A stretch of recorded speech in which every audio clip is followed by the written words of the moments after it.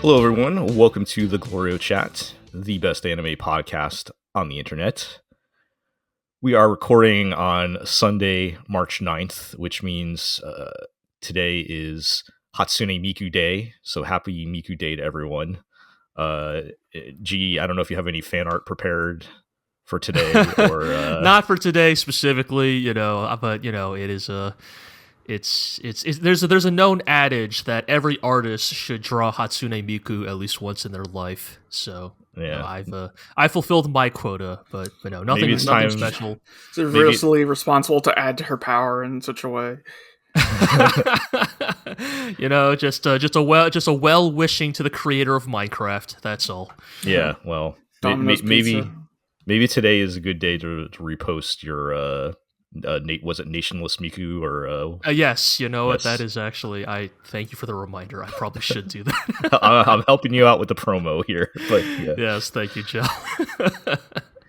Anyway, we got a lot to talk about, but shout out to Hatsune Miku, I guess, as if she needs it. Not technically her birthday. It's Miku Day because it's a number pun or something. Yep. It's March is 3, and which it can be me in GLORIO puns, right? And then 9 is Q. Yep. So it's the equivalent of like Star Wars Day being May the 4th or something, right? It's funny because you know what else is also on March 9th? What's that? Well, according to Sunrise, March 9th is also Zaku Day. Oh, because Zaku, yeah, okay. Zaku. Yeah. Well, maybe that's more appropriate. I know this because they announced that they are releasing a special Hatsune Miku edition high grade. Oh, wow! Now that is synergy. That is some amazing marketing synergy. Well, perhaps Zaku Day is more appropriate for this episode, as we will be talking about the new Gundam movie ? That we can call it that for now. Saw, but before we do that, let's introduce everybody. I'm Jel. I'm joined by Iro. I'm still here. I'm not dead yet. Still with us. We're joined by G. All my homies hate the passage of time. Fuck the passage of time. Behead daylight savings, kick daylight savings into the sea, yes. Burn daylight savings. I don't know. Has the guild authorized you to hunt daylight savings? Yep. Yes. The other big thing, we all lost an hour of sleep today as well. So thanks, daylight savings. But since we do have the all USA team, because we are also joined by Artemis. Hello, good to be here. Now, if I may briefly weigh in on the secret base argument. Okay. Oh, shit. Yes, please. A new challenger. I will categorically state that while I do like Anohana as an anime overall, the Eureka 7 song is just miles better than... Hell yeah. Okay. The soundtrack overall for Eureka 7 is really good. I like it.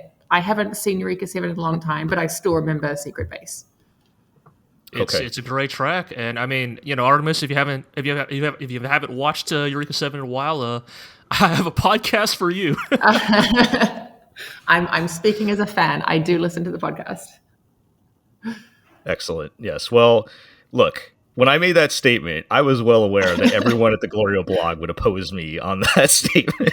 So, all right, Jel, get to the part where you quote "man in the arena," and we can move on. let's just keep moving. Yes. I know. I threatened Zig to start talking about how Clannad is good next, so maybe we should just stop there.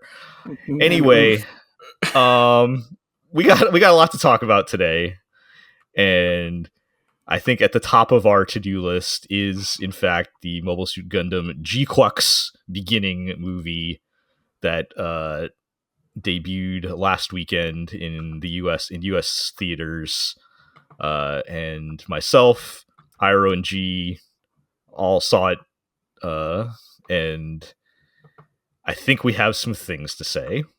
Oh, do we?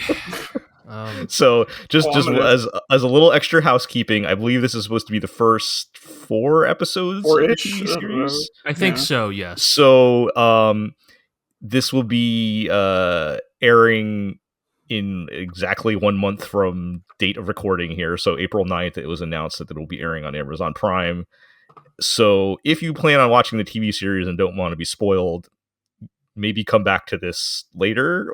But for those of us who have seen the movie, because it is literally, from what at least from what we understand, and I will have something to say about this as well.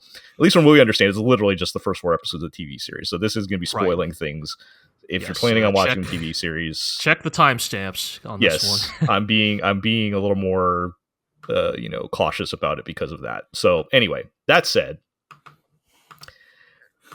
you know what, you guys? So you guys are the big Gundam fans, quote unquote fans. you know all the Gundam. I am not. So I want to start with you guys and let you go first, and then I will chime in as the guy who only has like cultural osmosis knowledge of Gundam. But what did you guys think of it? I definitely feel better about it now than I did a month ago. Yep, definitely. Okay. So the quote unquote twist of GQuuuuuX is something that had been kind of leaked prior to even the movie airing. I think I was even on record saying in a previous podcast that I think the Italian version of the Gundam GQuuuuuX website accidentally posted the entire synopsis of the show. And so it's been out there for a while, and obviously the movie then also aired in Japan a full month before it did in America, and so they had already begun the toy run and the promotion. So yeah, whatever. We already said there'd be spoilers. So the big twist with Gundam GQuuuuuX that, again, this is the Gundam that is being made by Studio Kara, which is Hideaki Anno's studio. However, just to be clear, this is directed by Tsurumaki, the director of Fooly Cooly and Die Buster. It is the series composition, which in Japanese media is sort of lead writer, is Yoji Enokido, who was the writer of Fooly Cooly and Die Buster. Did he write Fooly Cooly? Oh, yes, he did. He did. Okay. He did script. My bad. Sure. He was not series composition on Fooly Cooly, but and then indeed, yes, Anno is also helping out with writing. So with that sort of staff in mind, we are talking former Gainax, a very specific crowd, right? You could say a very specific type of boomer anime fan. Us. Yeah. Maybe it's not so surprising then that Gundam GQuuuuuX is basically an alternative reimagining of the original 1979 Mobile Suit Gundam. This is how GQuuuuuX starts. Yeah. The first episode is almost a disturbing shot-for-shot remake of the first 7 minutes of the original 1979 Gundam. Yeah. Even I was watching that and this is blasphemy. Yes, that is not to go full Simpsons comic book guy or whatever, but the way I described it is watching the first 15 minutes of this movie made me physically ill. I was feeling queasy watching that, and I just have basic cultural knowledge of Gundam. It's and the reason for that is because in this alternative reimagining, the key or the inciting key difference, and this is one thing I will eventually give this show credit for, but here the inciting difference is that iconic Gundam villain or anti-hero, if you're that kind of guy, side-eye, Char Aznable gets into the Gundam instead of Amuro Ray and absconds with it and takes it back to Zeon. And this one difference in the timeline sort of becomes the catalyst for a shift in the fortunes of the war, leading to what Gundam GQuuuuuX actually is, which is a future where Zeon wins the 1-year war and the sort of resulting consequences of that. And so that kind of premise of alternate universe where Zeon wins the war is kind of all that was out there at the time. And I think anybody who's like listened to us talk about stuff like Requiem for Vengeance knows that like this is a thematic landmine in Gundam media. It's kind of been known for years that like modern like sympathy with Zeon has always kind of been a part of Gundam fandom because Zeon is like very World War II Axis powers adjacent. Tomino's on record saying that Zeon and its leadership are explicitly based off of like Imperial Japan, like, you know, like, and so to sympathize with the like outright fascists it's nothing new. This has been a thing in Gundam fandom for years, but we literally just did this like a season or two ago, like you said. Yes, we already had this conversation, yes, so I will not relitigate the whole thing. But the point is having a Gundam whose premise is this, like, yes, is weird. It's really really shaky, and that's kind of how I felt in the like opening shots of Gundam GQuuuuuX. But the thing I will say it's not even just opening shots. It is like at least the first episode, maybe two. I wasn't counting. 10 to 20 minutes, right? Like, yeah, at least the first like episode is basically this like weird alternate universe flashback of how Char gets in the Gundam and Zeon wins, right? Right. So And I think this is why I am so glad I saw this in theaters, because if I was watching this week to week, this first episode would have turned me into a crazy person. Yep. Like, I'm not like guys, you don't know how insufferable I would have been. I'm envisioning the episode. I'm envisioning the first look episode of the GLORIO chat where we are talking about just that episode. Dude, I am insufferable. I am like so fucking toxic. Like I probably torpedo this podcast like for good. Like I am quit, like you I just am going quit all anime. Yeah, dude. Like I am like going full like fucking It's Always Sunny fucking like chart. Like I am like going like I'm going like Alex Jones rant. Like right. it is bad. Like it is a real bad scene in a world where I only see the first episode of this show. Yes. But yeah. I don't want to be the only one talking. But I think you'll have this similar feeling as well that like. I think in execution, this crew managed to like do a lot of interesting things to justify this. Sure, I was not as disgusted necessarily as you. My reaction was more a couple minutes in, more of a this is what they're doing kind of reaction, and they do more than the base idea might imply. Like they go into substantially more like weird detail than I thought they might. Yes. Right? They have Chalia Bull as a major character now. A noted Gundam character, Chalia Bull. Fucking crazy. Who best known for appearing in one episode of the original show and dying immediately. Okay, so I was curious, like, is that guy normally part of the show, or? And here's Chalia where Bull is like the equivalent of like if like in an alternate reimagining of Dragon Ball Z, Jace became one of the most important pivotal characters. Okay, got you. Yes. Now that said, that's pretty wild. That said, in the original 1979 Tomino penned novelization of Gundam, Yes. Chalia Bull is a substantially more important character Uh, And so this is the part where like this reimagining gets very interesting, because it's not just a simple Char gets the Gundam, Zeon wins the war. This is what I would call a very Gun Ota coded remake of Gundam, and by that I mean Gundam Otaku.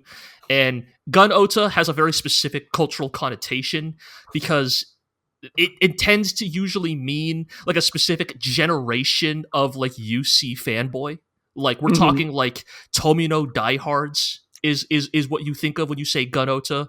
Like people who like were on like forums in the 90s and magazine circles in the 80s, like arguing about like, you know, like specific like minutiae of the original TV show, right? Yes, like these are like right, because it's not just, even in GQuuuuuuX here, it's not that Char gets into the Gundam, it's that one of Char's like wingmen has his Zaku broken, and so Char goes in by himself, like goes in with them instead, right?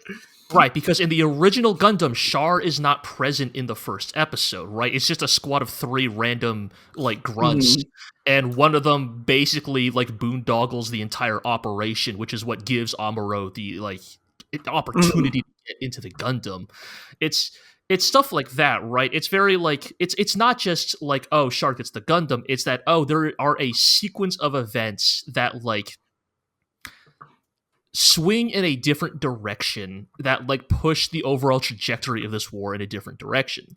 And it's not just that, oh, like once Char gets the Gundam, it's over for the Federation. Like they kind of show that it's like it's the Flanagan Institute getting involved earlier than it should. It's Char reaching out to Shalia Bull. It's the mass production of the Big Zam. Hell yeah. Construction of the gun tank prototype. It's like it's the like chain of events that gets set off, right? It's not just it's a chain we have of a Gundam events. now, we win, right? It's right, and it's a chain of events that does seem like it is incited by like Char getting the Gundam, but like the fact that the war still ends around roughly the same time it did in the original timeline tells you it wasn't just a clean sweep. This was still a grinding global intergalactic war for like control of like the future of space.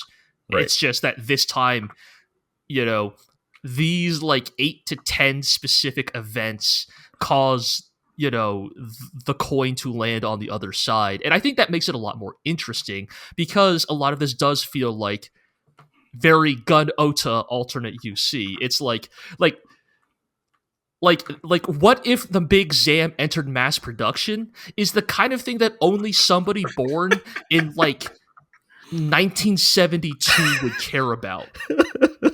Yeah, right. Like that's real boomer shit. Yeah. Like, I will say, boomer is concerned with the mass production of the Big Zam. I will say, as I was watching the first part, I did start to question: am I in over my head? Like, should I have like I broadly understood like what was going on, but there were a lot of details. I'm like, I'm definitely missing a lot of details of like, you know, what specific like things change. Like it felt like they were talking to those people, like you're saying, G, and telling you, okay, these are the specific things that have now changed because Char got the Gundam. And I'm like, I don't know what you're referring to, but I understand it. I understand what we're doing, where we're going with this. I do think the prequel maybe is a little too cheeky with the name drops. Yeah. But I think generally I still got it though. I still got it. Yeah. I think the decision to focus mostly on Char and like his motivations, like in this episode, mean that like I think it's still mostly readable. I just think that like we'll get there when we might get there now. It's just that it's like the aesthetic shift between that first episode and what GQuuuuuuX actually is that I think makes it really chaotic. I was about to say most of what happens in that first episode is largely not that relevant to the main characters. Right, exactly. It only informs their world state, so to speak. It does not actually. They don't which actually is like, it. which I think is like what makes it like really chaotic, because like Char Aznable is just Char, right? He just looks like Char. I mean, voiced by someone different, right? I mean, understandable. I mean, both for the reasons of Char's version of and it's like very old, but also the art. I mean, obviously, if anybody's seen the GQuuuuuuX promo, the art, it does not look like old Gundam. The episode 1 looks like old Gundam, like it's modern and cleaned up, but like the character designs are like the 1979 character designs, right? Like they're not like the up, which is why when we do get to what GQuuuuuX actually is, and they flip on the Tsurumaki switch. yes, Yep. and then like it's so funny because then episode. Yeah, so long story short, like the first episode is mostly like a prologue to GQuuuuuuX. It kind of sets up the inciting mystery of the show, right? Because like it ends with Char disappearing or something, right? Because there's like a delightful twist of tragic irony, which is like I am like the internet's number one Char hater. Like I will always be on record that I think Char Aznable is kind of a punk ass, but like. I will begrudgingly give him that, like, okay, there is like, to be clear, just because I hate fascists doesn't mean I also don't hate capitalists, Yes, right. I have never been a fan of the Federation in the UC either, and so like I can almost imagine, okay, there is probably a timeline where Char takes out both the Federation and Zeon, and maybe that is like some weirdly better timeline, but they set up that actually Char basically inadvertently creates the worst possible timeline, which is the Federation is defeated, but also the Zabi leadership is left entirely unharmed. And then also, disappears into like a flurry of space dust and is never seen again. Do we know if Giran is still alive? Giran probably, if he is not. Well, because they mentioned Supreme Leader Cassilia, and yes, whatever. You're right.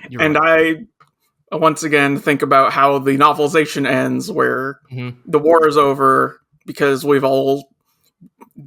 The magic space psychic waves have made everybody realize the folly of war, and we shake hands and broadly recognize that what the zombies were doing was bullshit, and Cassilia sort of gets to stay on as leader of Zeon, quote unquote, and so I think it's possible that Giran is probably still dead. A, because Giran is like the most irredeemable psychopath in the original UC, but also Cassilia is the one who. Yep. Cassilia is the one who kills Giran in the original. Every time. That event probably still happens. Mm-hmm. So we know that, and we know that Dazzle is dead. They mentioned that Garma is still alive. So like, right. Begrudgingly, there is probably some idea that, like a world in where Cassilia and Garma are running like Zeon is probably as close as you get to a quote unquote moderate Zeon. Right. But she was always more of an opportunist than anything else, right? Like, right. She's just, I guess, to give Cassilia credit, she is your standard craven politician rather than genocidal dictator. Yay. But anyways, so with that setup, right, we then go into the Tsurumaki switch gets turned on. Suddenly the saturation gets turned up like 30 points. Everybody turns into a Pokemon person. You practically feel like you're about to hear like groove and magic in your head when everybody's running like silhouetted against a the city lights in the background. It did like you mentioned groove and magic. It did make me feel like Gunbuster Diebuster, how like if you look at Gunbuster versus what Diebuster looks like, right? It's like that type of switch was maybe we call it the Diebuster switch. I don't know, but yes, I think one of the things that struck me most about GQuuuuuuX was when we finally get to this segment, or like to the main portion of the show, so to speak, and it feels like watching a Bidot's Gynax show, like because it's directed by Tsurumaki, so it feels like Tsurumaki, and I have not felt that like texture of anime, so to speak, in so long. Yes, and it was strange and It's a almost little surreal like because surreal and nostalgic, right?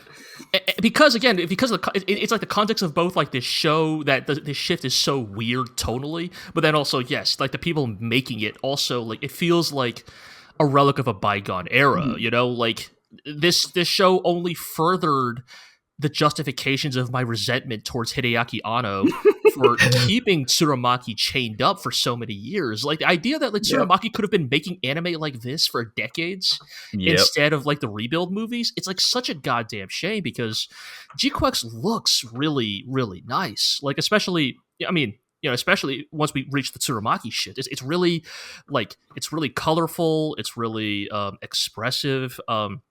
I kind of brought this up to Eero the first time we talked about this, where like it's kind of interesting because like the color palette of GQuuuuuuX feels actually a lot like modern Trigger, right? Like if you think about like Promare and BNA, very bold, you know, pink and teal and these two have like split off. They have a common ancestor, right? Or in some ways, Tsurumaki is the ancestor, right? Like, and that's what I mean, right? Because Tsurumaki is like, it's funny because Tsurumaki goes with Anno in the divorce, but like Tsurumaki kind of is the like progenitor of what becomes the Neo Kaneda school led by Imaishi, right? Because like when we think about Imaishi, we do kind of think of Fooly Cooly, but like it's just that Fooly Cooly was not created by Imaishi. Fooly Cooly is like what enabled Imaishi, right? Right. And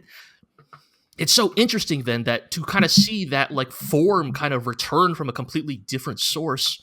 And so you get this like so you get the like colorful, like really like lush, like you know, like tones and styles, but then you also still get like things that I feel to me are Tsurumaki, right? Like we're introduced to I forget her actual name, but Mashu, right? Kind of the main character. We can just call her Machu, like Machu, and like at first I think everybody was joking. It's like, oh boy, you made another redheaded lesbian Gundam pilot.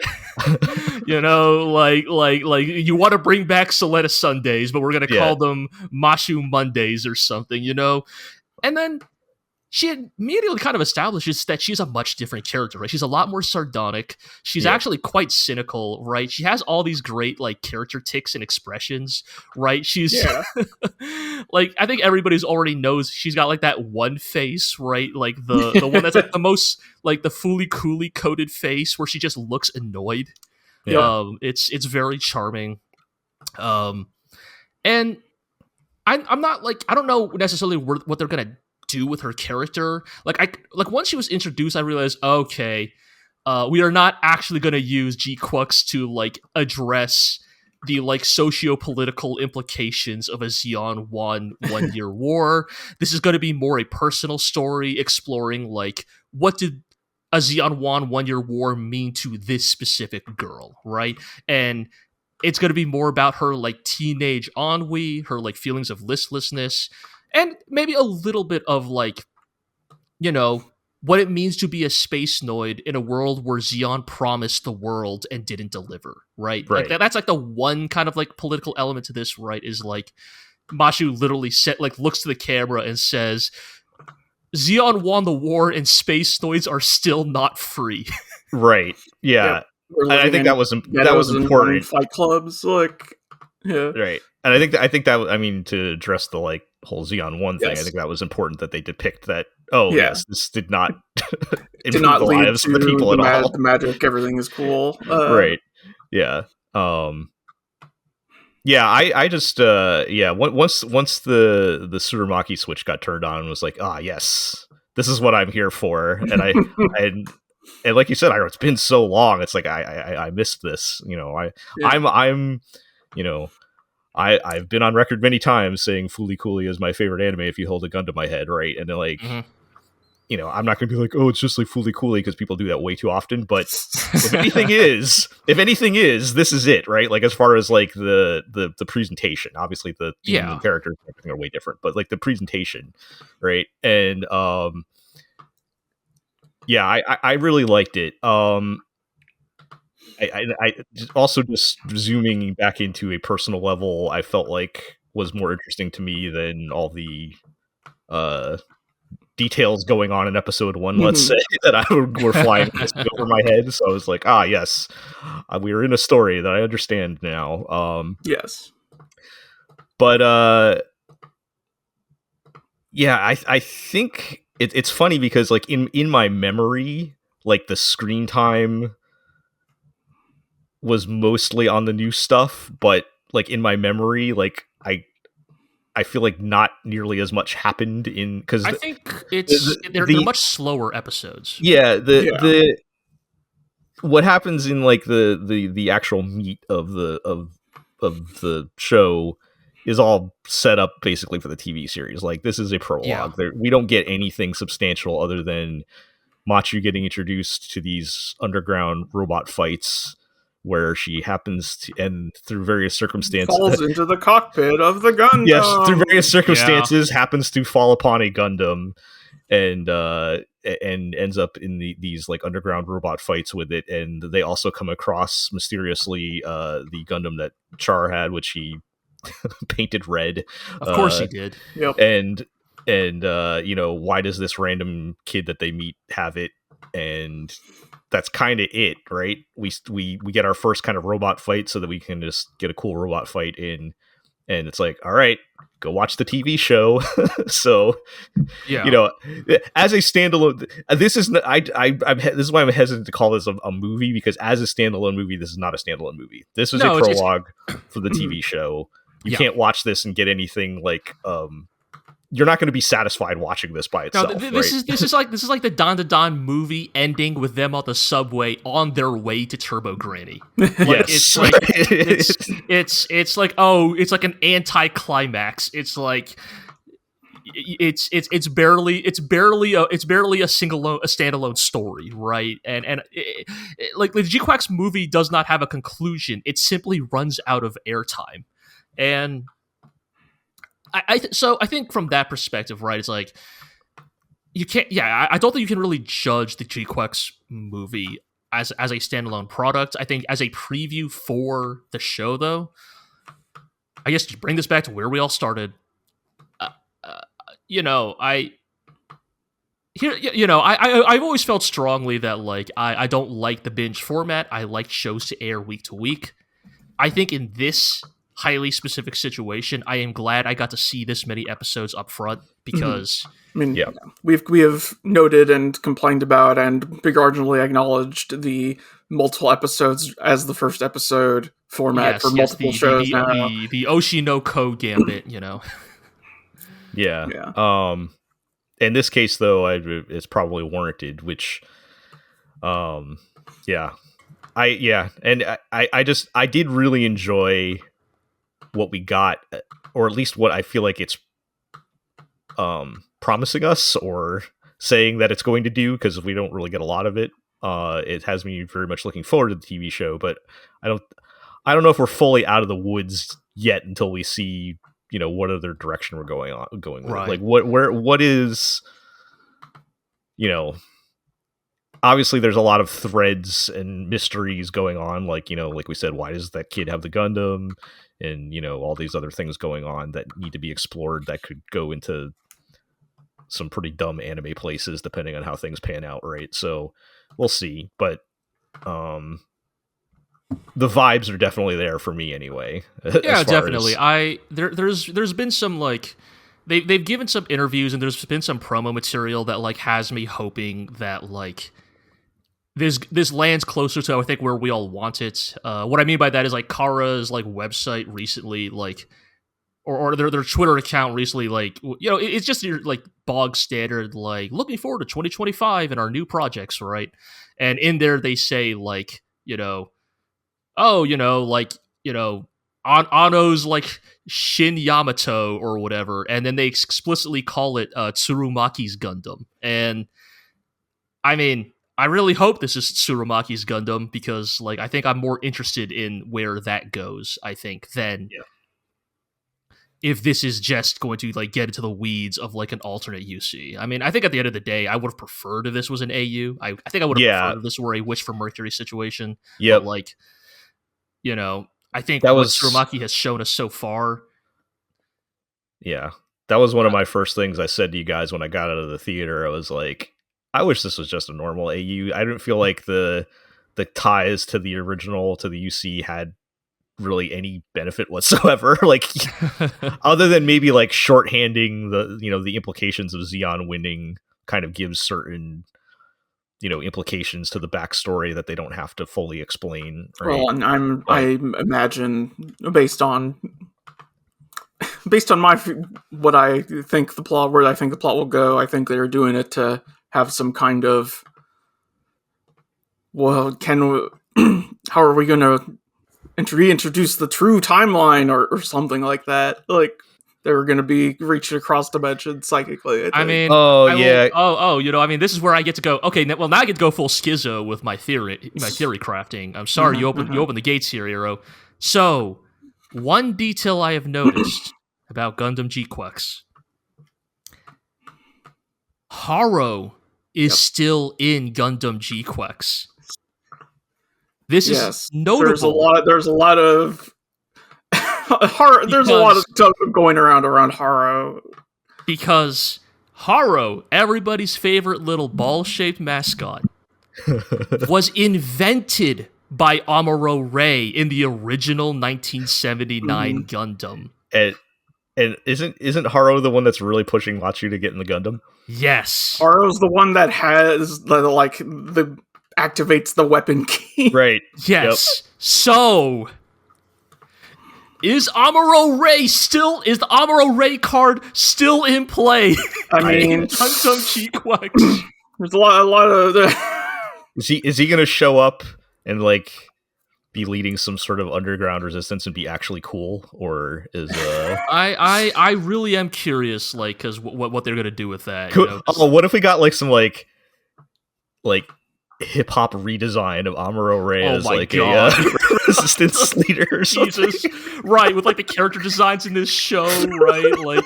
Like those three like dirtbag like underground Gundam like fighters that Machu meets. Like he just looks like one of them. He runs his own Fight Club guild. Like okay. Anyway, well, we really need to. Move on. Where is Sayla? What happened to Sayla? After is she still in? All right. The gun cannon light type from.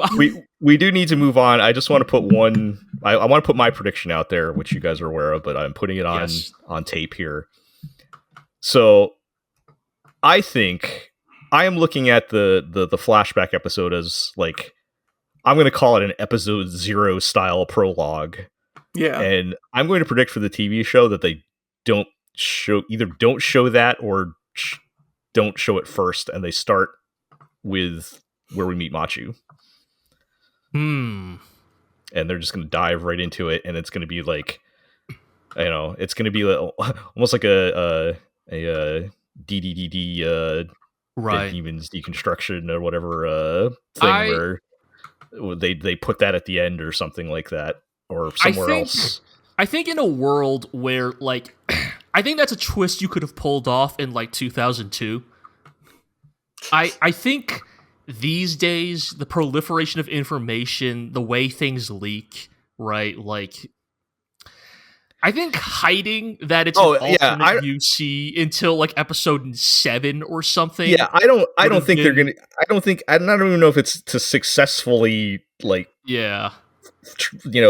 it from people. That's gonna be impossible. But just as far as like that, just seems, I don't know. Just in my bones, I feel like that is something that some Japanese executive somewhere decision would make.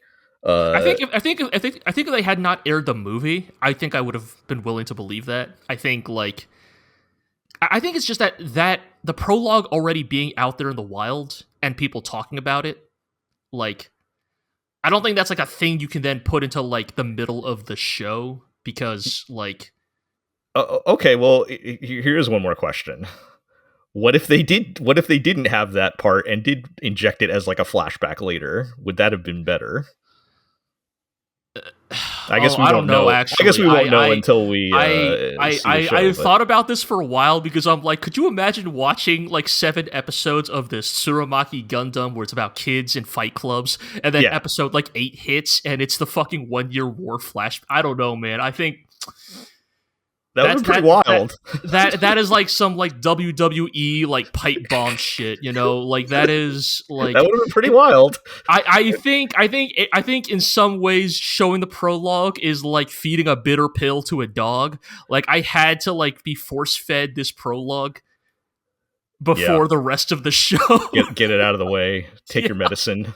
Yeah, basically. Yeah. Well, again, maybe they just shouldn't have been there in the beginning, but it is what we got. So yeah. Either way, I think we're all looking forward to seeing where they go with the TV show, and for sure we'll be having this conversation again a month from now. So, all right. Well, what happened to Ramba Rawl? What happened to Ramba Rawl in this timeline? Didn't he? Wasn't he there for like 1 second? Somewhere? No, he was not. But maybe I'm imagining things. I don't know. Anyway, we do need to move on. All right. My apologies, Artemis. I'm sorry we talked so long about Gundam, but we had a lot of things to get off of our chest. Oh, you're good. I completely understand. The only, and for the record, the only reason why I will not be watching Gundam is because I cancelled Amazon Prime. Fair enough. And there are no other ways. No to watch other anime. ways. I would never. I would look. I'm an honest citizen. Yeah. So but yes. So Artemis, you actually are watching several other shows that we haven't been watching, that we have not talked about since the last time you were on. But we'll get to some of those later as well. But I did want to ask you, because you mentioned you're still watching Sakamoto Days. Yeah. And I'm curious why. I really think this is pot boiling kettle black, you guys. I mean, okay. To anyone out there still watching Zenshu, I don't know what you are doing or what. Well, look, I'm not, but yes, I'm watching Sorairo Utility. That's my show. I'm just saying. Like Artemis, I completely agree. Let he who has not cast any stones. Fair enough. I haven't said shit. All right, let me be clear. I haven't said a thing about Sakamoto Days. All right. All right. So, Sakamoto Days is nearly finished, or at least the core, the first core is nearly done. And so, in some ways, it was just I've started it. I may as well finish it. It's only 12 or 13 episodes or whatever. So, whether or not I pick up again after the break is, we'll see. But I do think the show has gotten a bit better. Not heaps better, but a bit better. It has become more tolerable because it is going more all out on its stupidity. When you have a show that is kind of just done like this, you need it to be all out done. You need it to be intentionally all out done, right? Like I need 120% stupid. And I think it still hasn't reached it, but it has been inching towards that a lot, like appreciatively more in the last few episodes. Is it like more ridiculous ways he's fighting assassins? Extremely ridiculous. Like one of the highlights for me in the last couple of episodes was they're fighting like a guy who can turn invisible, right? Or he can make his clothing invisible, whatever he's wearing. Yeah, he's wearing some special technology that can make him invisible. And so he goes invisible, and the sniper guy who sucks at every other assassin skill but is an amazing sniper, can instead of shooting him point blank, they just do it by ricochet. So like he purposefully shoots like a metal pipe which ricochets off the floor, which ricochets off like a wall, which ricochets off like the ceiling pipe, which then shoots him. Right. And it's just like the mega trick shot. Like you could have just shot him, but you didn't. You just like aimed away from him on purpose. Gave him a second to go, haha, you missed. Like you are a useless assassin, and then promptly get shot in the chest. And it was just like a good delivery. Like I know it sounds kind of like, I'm sure it's been done before, but it was pretty good delivery, and it got like a chuckle out of me. Delivery counts for There a is lot. there is a character who shows up, and his name is Wu Tang. Okay. Okay. Uh-huh. Like, it's just little touches like these that do make it a more fun watch overall. Right. So, like, does he attack with killer bees, or like? What does Wu-Tang do? I'm curious now. I actually don't know. I haven't watched that particular episode. I just know this okay, character. fine. Okay. That would be pretty funny. Yeah. Did he pick up? Did they pick up more party members? Because when I left off, they had just got the Chinese girl. I don't think they're going to be more party members per se, but they picked up more side characters that are recurring characters. So they're not in the party, but they are like within the main. They'll show up when needed. Yeah, right? kind of thing. Yeah. Okay. Interesting. Yeah. All right. Yeah. I mean, it wasn't that show was awful. It was just like, I don't know. It was just not doing enough. No, for me I get it. Like I was but- very like I think around episode 3, I was just extremely tired of it. That's the one I started episode 3 and didn't fit. I think they went to like an amusement park or something. Yeah, it was something. And then like it was just not good. And what then kooky assassin are we gonna get this time? And then kind of from like 5 or 6 onwards, it started picking up again for me. Okay. So, and at that point I was like, well, now I'm halfway, blah, blah, blah, kind of, and again, like I cannot stress this enough, but in this particular season, Sakamoto Days is still one of the better shows to be airing. Fair enough. Yeah. Okay. Well, I think that answers my question then. Do you need to pick it up again? No, you're probably fine. Right. Yeah. It would take a lot for me to get back on that. But no, yes, you're good on that.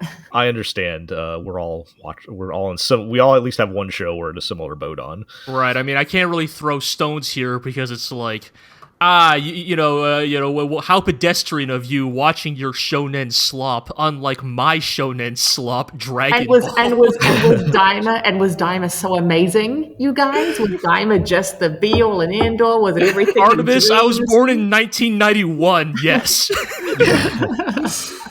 Yes. Well. Let's talk about. Did you Dragon do more Ball. seal clapping, you guys? I sure did. Yeah, we sure did. Oh yeah, we did. Let's talk about Dragon Ball Daima, which did end since we last spoke. Cool episodes. Yeah, so they kept it to 20 somehow, I guess. But oh, you know they did it on purpose. Come on. Yeah, they had to. They like. I am sure they ended very specifically on the date of Akira Toriyama's death. I don't know, man. That feels like that's almost kind of spooky. Like I almost like can't believe that, but it's so they cut it by 4 episodes just to do that. Yeah. So I did not pay attention to what the ending was, other than the last I heard was Goku going through all the levels of Super Saiyan. Yep. So there's actually only one more episode after that. Just the way the timing. So we actually finished this like 2 weeks ago or something, right? But so the last episode of Daima it's just a good old fashioned Goku ass beating. Goku's gone SSJ4. He finally calls it SSJ4. So it's never officially been called that, right? So Super Saiyan 4 finally canon. And yeah, it's like, I don't know, like I can't really give you like the play-by-play, like, oh, when then Goku punches Goma and then Goma punches Goku back, like, I don't know. Right. It's a fun, well-made like Dragon Ball fight, right? Of the Z variety, not the Ball variety. Like I think, right. To be clear, I think Daima has done a fairly capable job of kind of representing like the best aspects of like Dragon Ball through the years. I think that's kind of what has made it so fun. Is like it feels like a celebration. Whether intentionally or not, right? Again, like we keep joking, like, oh man, like Toriyama cooked this for us from beyond the grave, and I think as always it's going to be hard to like ascribe like what here was specifically Toriyama and what here was like the staff that carried on his will. But in general, Daima has done a very good job of kind of like celebrating the original Dragon Ball like kooky adventures. Kid Goku beating people with a stick and doing like backflips. And then here towards the end, it has become very much a celebration of the Z style of Dragon Ball. Large men shouting and shooting beams at each other, right?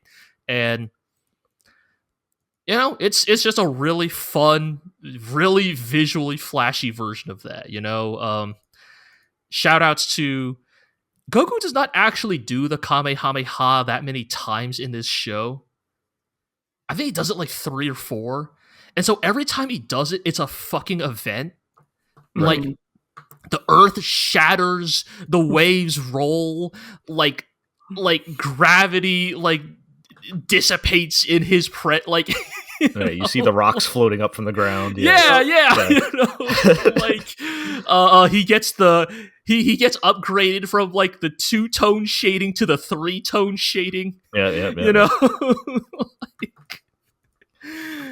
Like it looks like those specific episodes of Dragon Ball Z, right? Where like when Toei like took off the weighted clothing. Right, turn the dial up. Yeah, and it's cool, man. I mean, yeah, like, is it cool because like we are children of the 90s and grew up with this shit? Yes, like no doubt. Like, if you did not grow up with Dragon Ball, like I don't know if Daima like has anything novel to offer you, but if you're me, if you're us. Yeah. So they didn't do fusion. Nope. No. Vegeta impotently stood on the sidelines like he always does. He accepted his role as wife guy. Yes. Piccolo, in classic fashion, jobbed. He failed to do the singular task he was given in this entire 20. Oh yeah, you didn't even have to tell me that. Yeah. Son Gohan found dead in Miami. Gohan found dead. Did we finally figure out did we finally have a Gohan sighting? No. In fact, you're just saying he just literally is not in the show at all. Toriyama's last joke is, do you know who's the least relevant Dragon Ball character? Gohan. That's do you know hilarious. Who's in the epilogue? Like Roshi is seen in the epilogue. Ox King. Epilogue. Trunks and Goten are seen in the epilogue. Chi-Chi is seen in the epilogue. Mr. Satan is in the epilogue. Gohan, not in the epilogue. Wow. That's hilarious. Well, he got what he wanted. We've seen enough Kid Gohan, I guess. To last a lifetime. Fucking, by God, that's Toriyama's music. He just came in with the steel chair at the end of this show with his last act of his last act, his dying gasp was just to perform the tombstone on fucking Gohan. Just bury him for good. It's so disrespectful. Wow. Huh. And they didn't do any the dog that Mr. Satan and Boo save is in the epilogue, but not Gohan. They didn't do any tribute or anything. So that's kind of the weird thing. I think everybody this is the weird thing where it's again, I think everybody wants to because of the timing, wants to imagine that Daima is this beautiful, intentional tribute to Toriyama's legacy. But I think more realistically, this is just the Dragon Ball that Toriyama wanted to make. And there's not really any really heartfelt or explicit tributes to him. There's no cameos, there's no in memory of. Even the credits, it's just a simple Dragon Ball based originally created, based on the works of Akira Toriyama. That's it. It's actually almost a little some people I think some people are going too far on Twitter, as they always do. Some people went as far as Daima's heartless. How could they not honor Toriyama like this? And I think it's just that for Toriyama, this was just another Dragon Ball. I think the celebration of Toriyama is that Daima is just another Dragon Ball. In an ideal world, Toriyama would have made 6 more Daimas, and they all would have been kind of middling, just like Daima. Yeah, and we would all call Toriyama hack, and we'd move on with our lives, right? It's just that, yes, it's just the timing, right? But it's just that the tragedy of Toriyama's passing adds weight to Daima that was never intended to be there. Yeah, I think I mentioned last time I felt like the whole like watching Goku go just explicitly stand there and go through all the levels of Super Saiyan almost felt like a tribute in some way, but no like explicit like in memory of or whatever. Like nothing like that. I was thinking of a recent example with Mii and Dolly, if you guys remember that anime. Oh yeah, right, because the author passed away, right? Yeah, go watch that, people. That was very good, and I don't think anybody other than me and Zig watched that, but it was very good anime.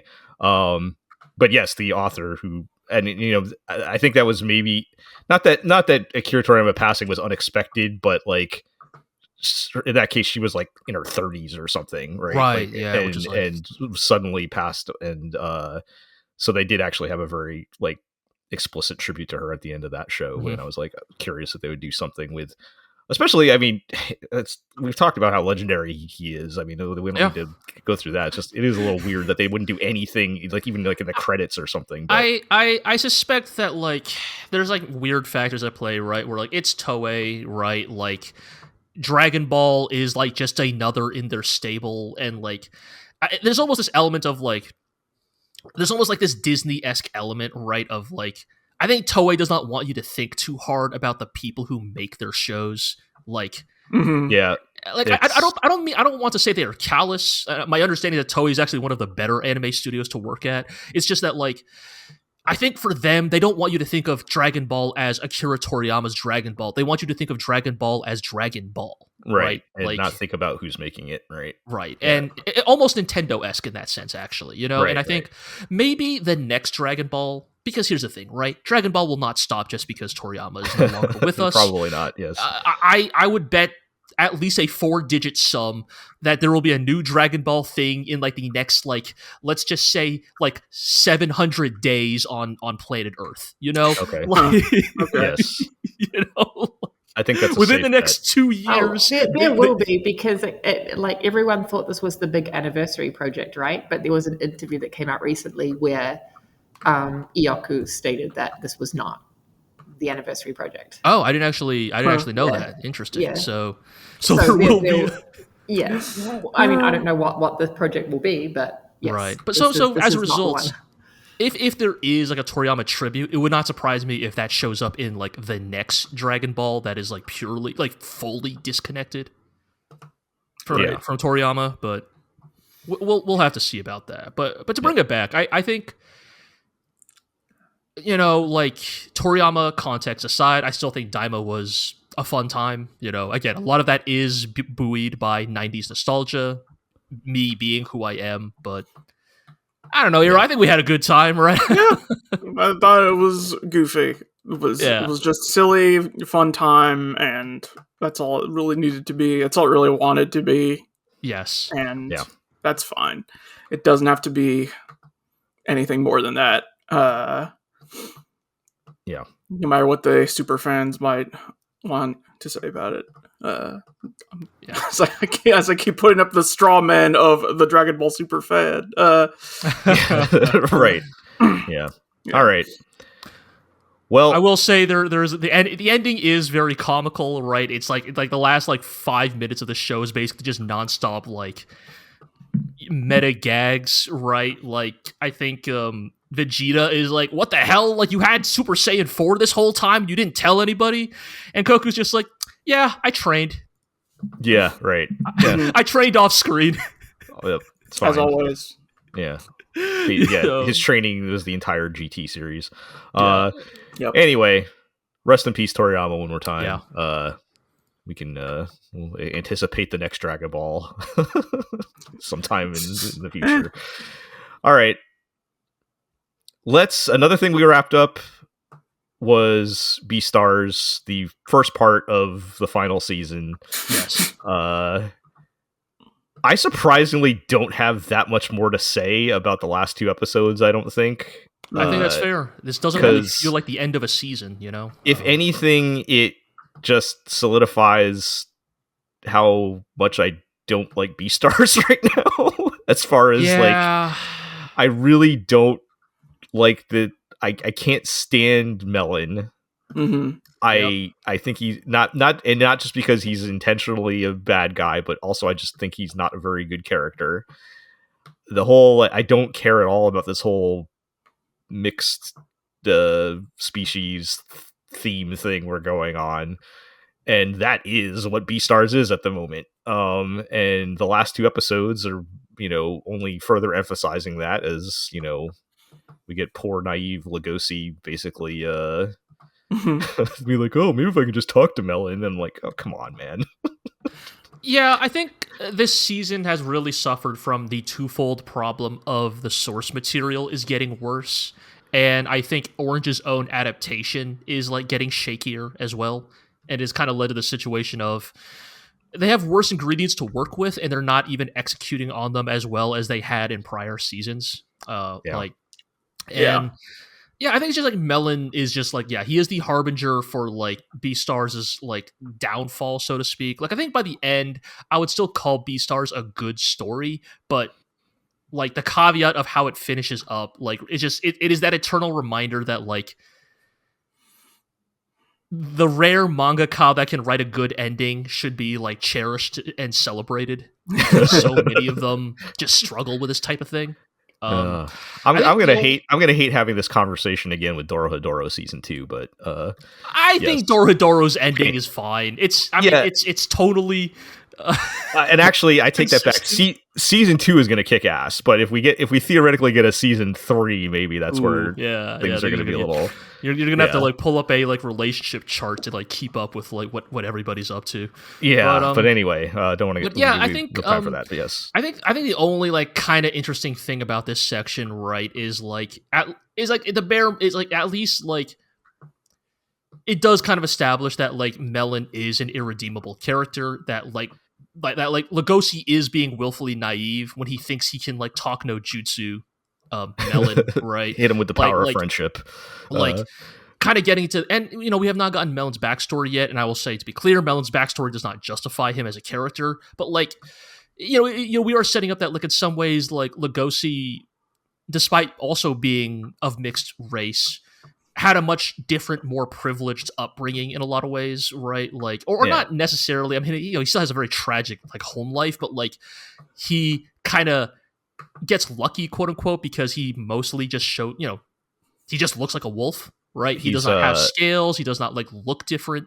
Like if I can say he's white passing, can we say? Yes, that? I mean yes. In the analogy, as someone who is half Chinese and white passing, yes, I'm saying all right, this, yeah, but yes. Right, like yes, yeah,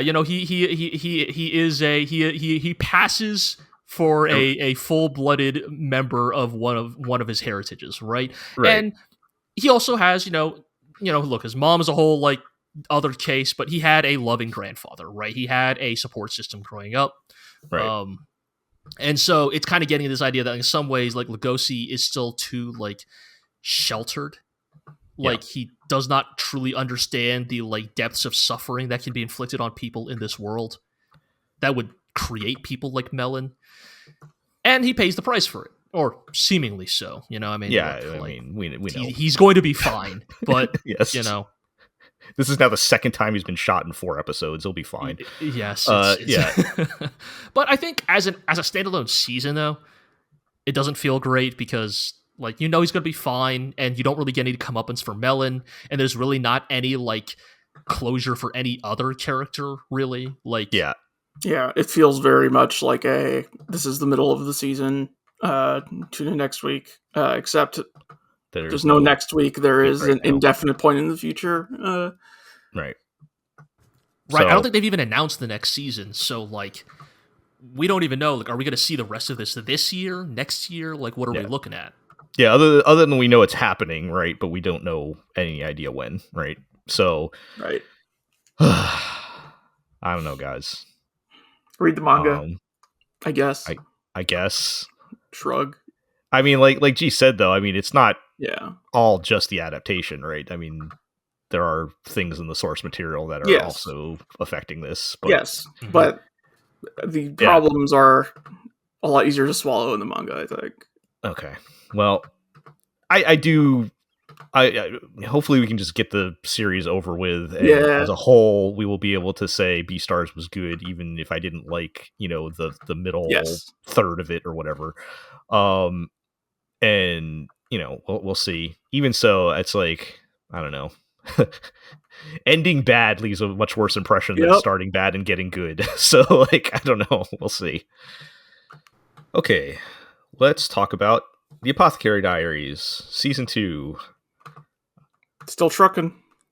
I feel like that's kind of our update every time. Well, But it's just fine. It's yes. just good, right? Anything specific in these last 2 episodes that stand out To you all? what the rest of you? Because who else was watching? So Do you remember what happened in these past 2 episodes? I was gonna say, are you offloading this to the rest of us? Because No, it's because I have read the manga. Yes, fair enough. Artemis, do you wanna go first, or? Yeah, sure. So I think the last episode in particular, I don't know what number it was. I'm assuming you guys have all seen it. Yeah. So they get into some more character depth with regard to like the previous emperor, and like they certainly are not redeeming anyone. But I guess it's heavily implied that he was just like severely mentally unwell. Like as opposed to just terrible, just plain terrible. Yeah, I guess so. Yeah. I mean, it's still pretty terrible. Yeah. I mean, oh yeah, absolutely. But I guess what they're saying is that like he was not like he did not have necessarily the mental capacity to be able to deal with like whatever issues and whatever like parental baggage of his own that he was carrying around. And they kind of go into the ramifications of that in terms of the Dowager Empress, right? Yeah. Who has not shown up that much. I think she showed up briefly in season 1. Yeah, this is probably the most we've seen of her, right? At all, like within the anime overall. I think so. Yeah. So we get inside like her head a little bit, like just briefly, and no one else. Like it's like she's just the type of person who plays her cards, like even for this universe, like extremely close to her chest, and doesn't really let on what she's thinking or what she knows and why. But we get some brief glimpses, and she is not sorry. No, I mean, I think the interesting thing about I guess these set of episodes, right, is like, well, I guess it's hard to tell, right, like what they are setting up. Lady Anshi, I think.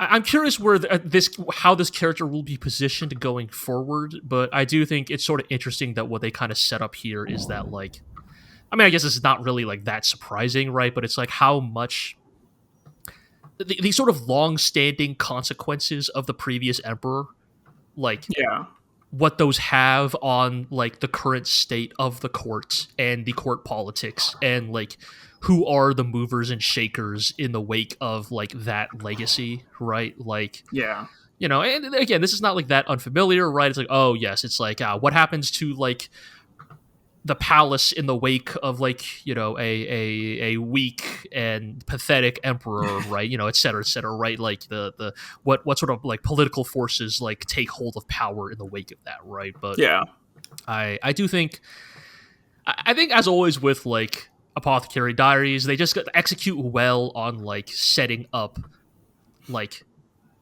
that sort of backstory and how that connects to many of the like characters that we already are familiar with, in the show, right? And I guess maybe getting a little bit into the continued thematic like aspect of like, again, I guess like how much like the court intrigue nature of Apothecary Diaries means that so many characters have to like you know, there is a real self and there is a presented self, right? Mhm. Like there is like every character in this show is like living a at bare minimum a double life, if not a triple life, right? Yeah. Like, you know, you have the real you have the you that like you show to like, you know, the rest of the court, and then maybe have like something in between, right? Yeah. And And how they're navigating such things, right? exactly, yeah. And so I think that stuff is, you know, Mhm.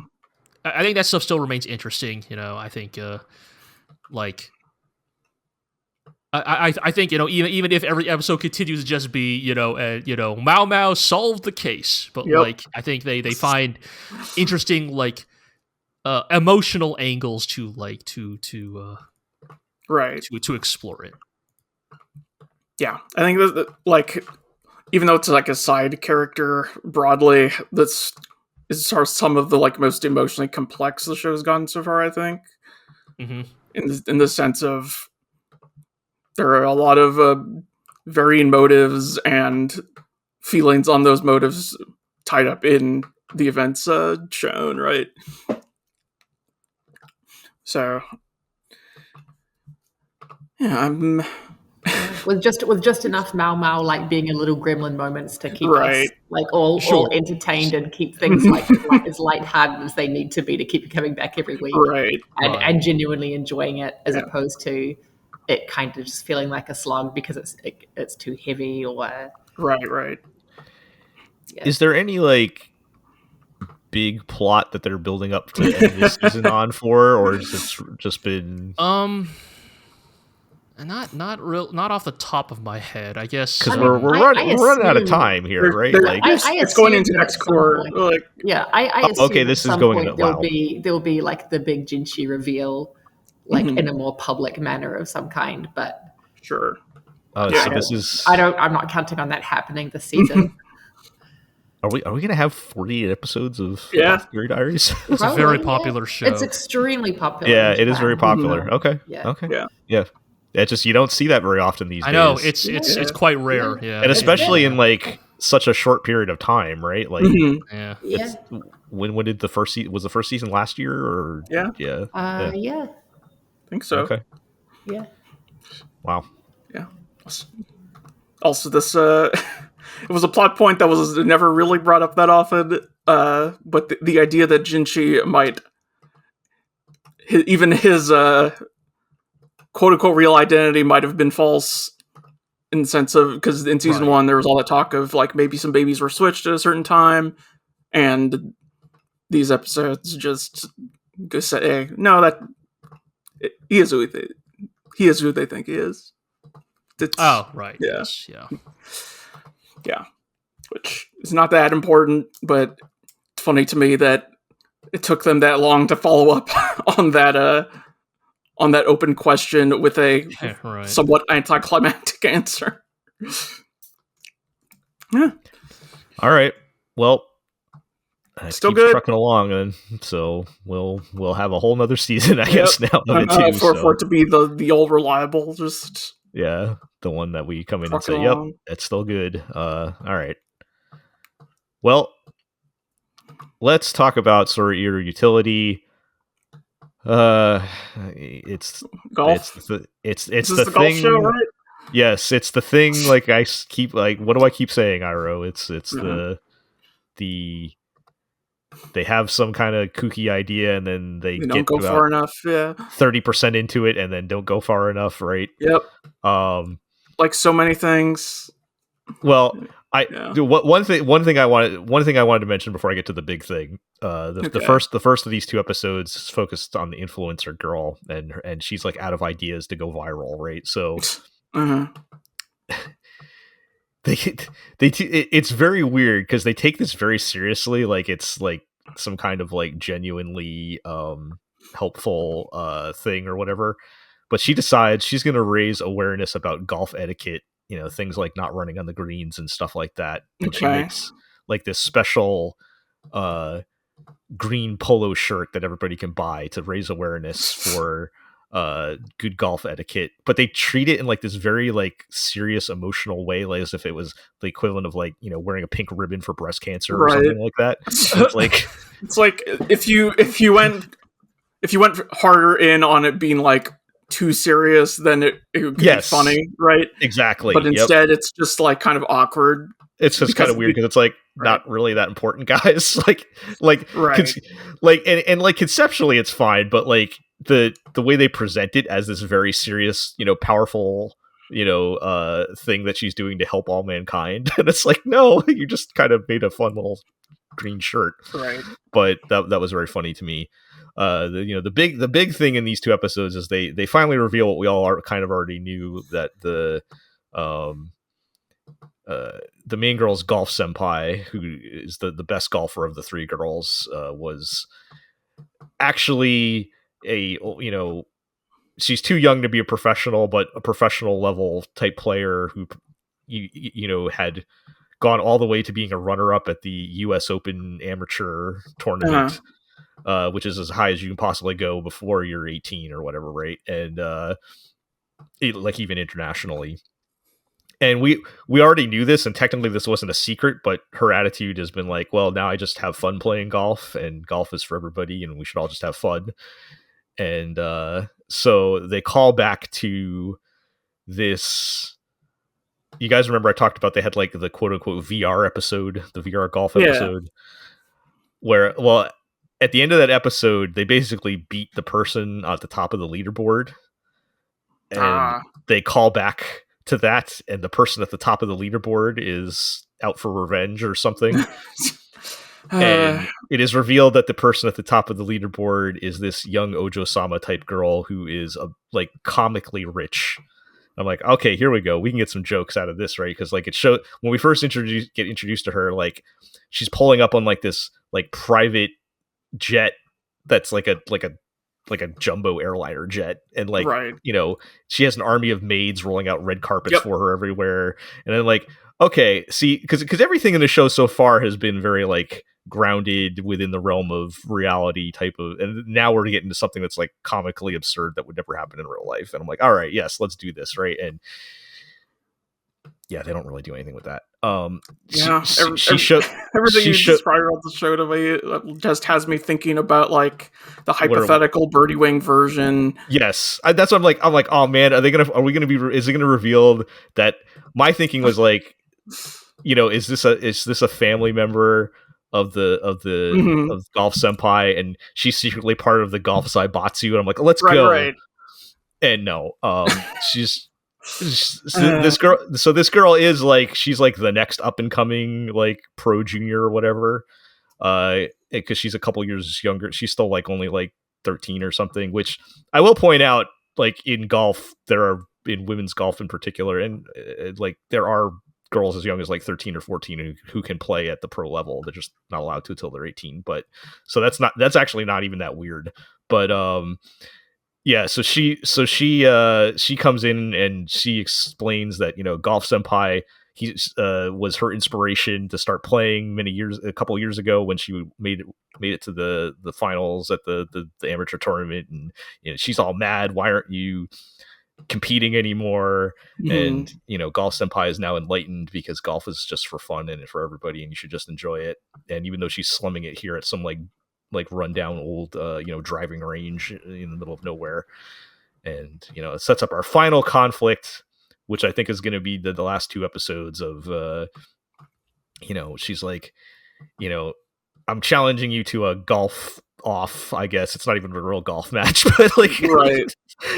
And you know, if I win, you have to, you know, ditch your you know, your useless amateur friends and get back into competitive golf or whatever. And I'm like, all right, fine, but where's the golf Zaibatsu? Yeah. Well, why aren't you threatening to kill her in golf? And yeah, so. The specter of Birdie Wing looms. Yeah, I mean, the fact that they literally like collab with them, whatever, they're acknowledging that is a possibility, and we're just not going there. But whatever, it's still it's still okay. Like there's the presentation, we said earlier, presentation means a lot, is very good. There's a lot of charm and personality in the animation and everything that I'm enjoying. So that doesn't come across in my description. But as I'm telling you, the plot of the show is not very interesting. But all right, well, how are you guys doing with your show that you probably shouldn't be watching? Let's talk about Zenshu. Do we got anything? Do we got anything this week? Not really.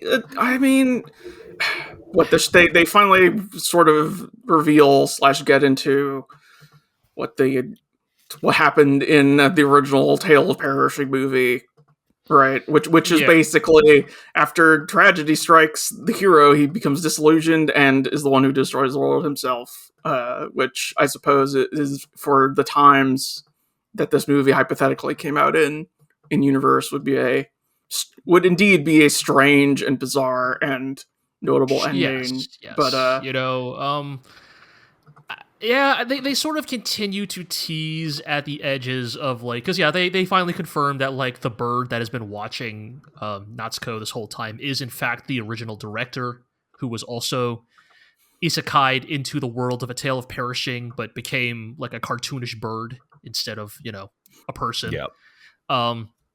And the fact that I wonder if there's going to be some weird time loop thing, because it sounds like she has always been here this whole time, and she talks about the inevitability of her story, and gets a little bit into the resentment of Natsuko, quote unquote, messing around with her work, right? It's this character isn't supposed to be like this, yeah, right? You ruined my characters, I made them like this on purpose, right? And you mucking up is ruining the work that I set out to create, essentially, and I wish they got into that more. Yeah, that could be an interesting angle to explore if they decided to do so with any real intent. Instead, what they get into is the quote-unquote twist that the voids, the mindless swarm of bad guys, bug monsters that are attacking them, are, wouldn't you know it, they're adapting, they're evolving, they are developing new techniques and tactics that were not in the original show, seemingly in direct response to Natsuko, right? The monsters create a ship that can shoot an Etano circus, right? The monsters attack with a tiger mask amalgam creature, and there is this idea that, oh no, they're getting stronger and evolving in response to Natsuko's own meddling in the fiction. That's what I assume the idea is, that the forces of reality must conspire to, even if it does not happen in the exact same way, it will create an ending as equally quote unquote tragic as that original, it still must end in the same way, right, of Luke's friends dying one by one, right? Because we end with the tragic sacrifice of QJ. Is that correct? QJ? I think so. The little robot buddy. Yeah, QJ, because I think of QT from Space Dandy. and then I think of BJ from Aegis Rim 13 Sentinels. Yes, so two robot buddies who are a lot better than this robot buddy. Yeah. I mean, who doesn't love a little robot buddy sacrificing their life for the greater good? I mean, it's an easy crowd pleaser. Yeah. But yeah, it's just, I continue to not quite buy into or really even understand what the end game that they're trying to lead up to is. I think that's a difficult thing, right? Because for better or worse, so many isekai almost establish right out the gate that the core premise is that the hero will not be leaving the isekai world, right? That's so many isekai. The traditional isekai power fantasy is, you're here and you're the strongest. The end. I mean, but this isekai is explicitly set up with the like idea that eventually Natsuko must return to the real world, right? It's almost closer to the quote unquote traditional isekai. After they learn their character development, 2012. Yeah. After their character development, they will return to the real world, having overcome their internal right. whatever. Because like, I guess it's just hard to tell what is the actual aim here, right? Like, is it going to be that, Natsuko finally understands what love means when she, falls in love with like, Luke Braveheart? But then, like, is it still like, but you still have to leave this world to be doomed to its fate? It's a little weird because, like, they also do establish that, like, the people in A Tale of Perishing, while not particularly well written, are like people. They are fundamentally like individuals with like hopes and you know what I mean? It's like they're not just fictional characters, right? So it's like it's kind of hard to tell what exactly Zenshu is aiming for here. If you asked me to lay out the rest of the show right now, I would probably say everybody dies still in Tale of Perishing, and Natsuko returns to the real world to work on her first love movie or whatever, and makes it deeply tragic and whatnot, because she has learned that your first love must fundamentally be a doomed love, or some such. I don't know. I don't know. Like something like that. I could see it going that direction, right? Or if not like that, it's fundamentally first. She makes a movie. She makes a movie as weird and strange as Tale of Perishing was to her. At least she makes a movie that is informed by her own personal experience, right? Like and I don't know. It's I don't know, man. I just don't particularly care, right? This is what Kimiko Ueno decided to write, huh? I guess that's all we're really saying, right? Is like it's still weird because she's great on everything that she's not the main writer on. Yeah. It's her episodes of Pokemon are amazing. Kimiko Ueno is rapidly becoming the Yo Yoshinari of anime writers. Oh, yeah, right. So yeah, Yo Yoshinari, as long as he doesn't direct his director. You can put those two on anybody else's projects as long as they're not running the show. Yeah. Yep. Gainax's young ace Yo Yoshinari. Yes. I just love saying that phrase. Yep. All right. Well, by the time we talk about this again, it'll be over. So thank God. We'll see how that goes. All right. So we have a couple shows, Artemis, that you've been watching, and the first one I've watched some of it, but I have not had a chance to talk about it. So let's revisit Orb on the Movements of the Earth. Sure. Yeah. So, roughly, where did you get up to? I think I'm about halfway. I think I made it about halfway through season 2. So right after, spoilers, they hang the two guys. Okay. Yeah. Is there another guy and shift? Oh yeah, we're changing protagonists again. Okay. So for you guys, it was like we had the kid that was the first protagonist, right? Yeah. And then the next was like kind of a group. It was like this mercenary guy and the guy I called Asshole Monk, who they eventually get found out and they get hung because Kenjiro Suda's on your ass. Right. Isn't his daughter also part of the group? Yeah, his daughter was also, which I think becomes more relevant in the next section. Yes. But not so much at this part where I left off. For me, by the time we got to the part where they get executed, I think basically I've watched like half of season 2, and I think maybe like 4 of the 6 or 7 episodes have just been Kenjiro Suda torturing people. Yeah. Okay. Well, that's over now. So, and I'm like, you know what? I don't want to watch more of this. Okay. The show about itself, like, just that's my it's me anytime I'm watching a show with Kenjiro Suda. But anyway, but go ahead, Artemis. Sorry, I'm talking too much. I guess so. A lot of things happen. So his daughter does come a lot more into play, and some like internal politics. So Kenjiro Tsuda, and he's part of the broader church inquisitors and various other like departments, I guess, thereof, and some of them do not like him. So surprise, surprise. Understandably, yes. So one of them decides that he's going to torture his daughter to basically teach him a lesson and ensure that he gets promoted, basically. And the idea is that Kenjiro Tsuda's character is going to just be hopefully so depressed by the torture and death of his daughter, who is accused now of being a heretic, that he will just like retire quietly or whatever, or be and be disgraced because his own daughter was, revealed to be a heretic. So this guy is he just really into it? Well, it's just a revenge thing, basically. Right.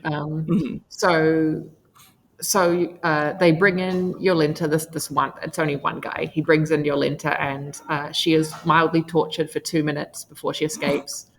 And by mildly, I would not want a tooth pulled out, just so we're clear. But compared to all of the other torture that has gone on previously, she becomes really light.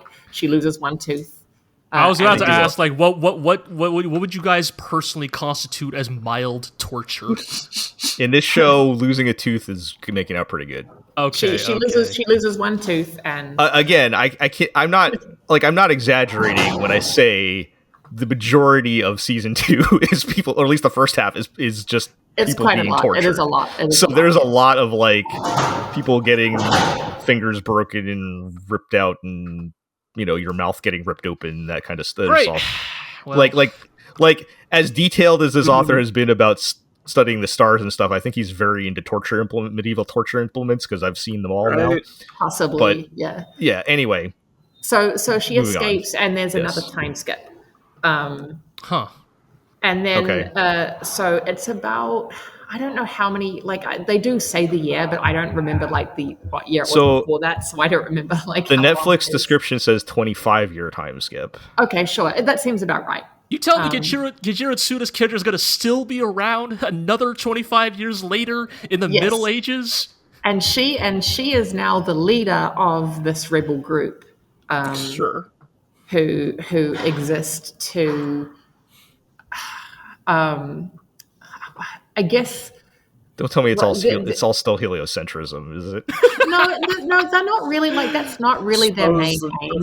Yeah, I think the main aim is just to have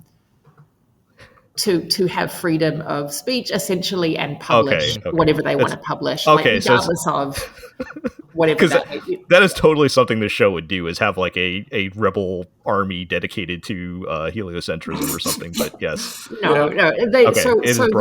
their current mission now that this new arc is in play is to get this book published, because they find the manuscript, the heliocentrism like manuscript and all that, and so events kind of come together and they want to get this book published. But that is not what the group is for. Like, that's not why it was formed or anything like that. Right. That's just thing that we have a new protagonist, and she is a young girl whose main motivation is money. She really wants money. Relatable. Yep. She has a big backstory. I won't get into it too much, but she wants money. And she decides that by publishing this book that she will get money. Basically. Okay. She doesn't know anything about the publishing business, I say. Well, yes. It was a different time. So she meets up with Yolenta and her group of Robin Hood-esque, I guess, rebels who are going around rescuing heretics, basically. And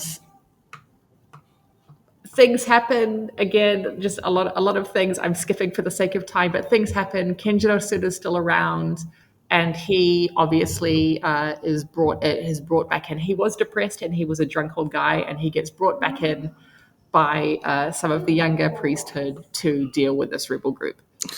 And you're the best Inquisitor we ever had, sir.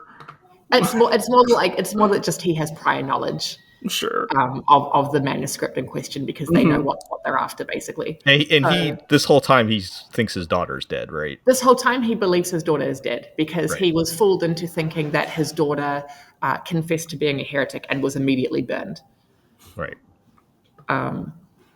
So he comes out of his drunken stupor, which he has been in presumably for the last 25 years, to get back Better on the than road. which is more than he deserves, but yes. Right, to get back on the road and try and Start hunt torturing down this smart rebel people. group. Exactly. Yep. Just back into it. You're the best torturer we ever had. They do catch up with the rebel group, and most of them have fled to try and get the book published, and Yolenta has stayed behind because her work is complete. Her work is done. Her mission is fulfilled. So Kenjiro Tsuda and his priests are arriving at the like little village or whatever they're staying in, and only Yolenta is there, and he sees her a split second before she blows herself and everything up. Okay. And we, the viewer, are led to believe that he did not recognize this person because it's been 25 years. Right. But among the wreckage, he finds a hand, like is all that's left of her, basically. And then later on, signet ring or something like. Right, and then later on, it turns out that he actually brought the hand like with him, and he does know that it is hers. And in Kenjiro Tsuda's own dying moments, he fits the glove, her precious glove, back on her hand, and dies with it, holding her hand.